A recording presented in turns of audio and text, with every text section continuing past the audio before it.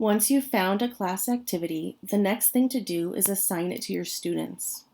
Before assigning anything to your students, it's a good idea to preview the class activity.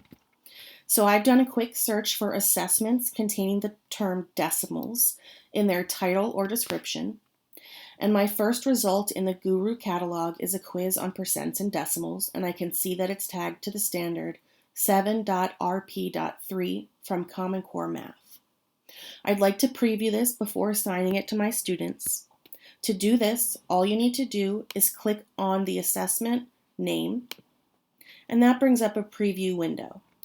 In the preview window for an assessment, you can see all of the questions as well as the answer choices.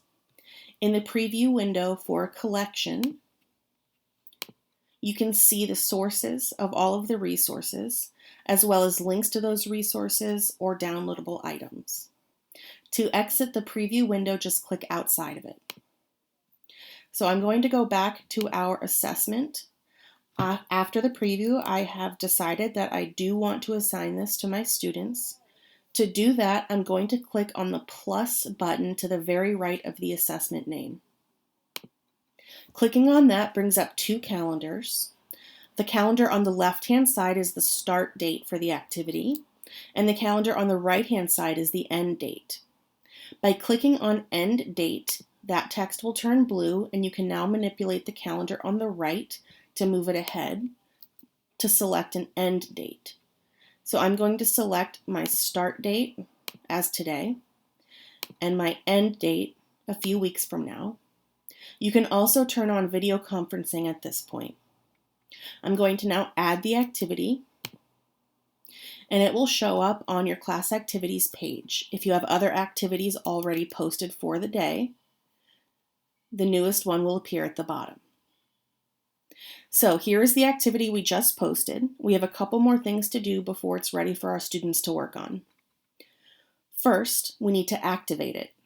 Until you activate a class activity, it will not be visible on your students' accounts. So I'm going to just click on the toggle to switch it to on, and now it's activated. Now my students will all see quiz, percent, and decimals on their class activities page.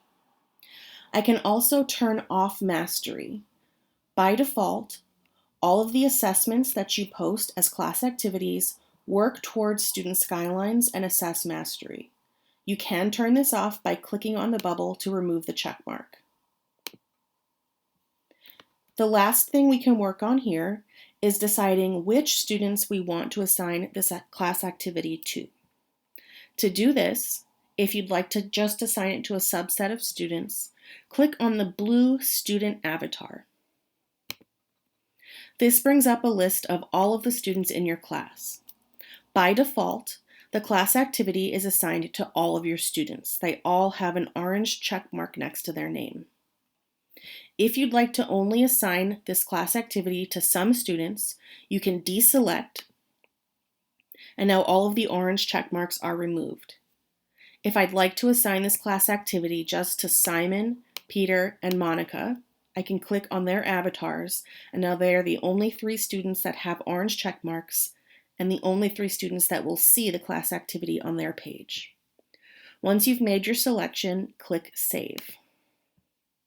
Now the class activity is ready to use by your students, and as they work, their data, including time spent and score, will appear in this right-hand box called Add Data on the bottom of the class activity card.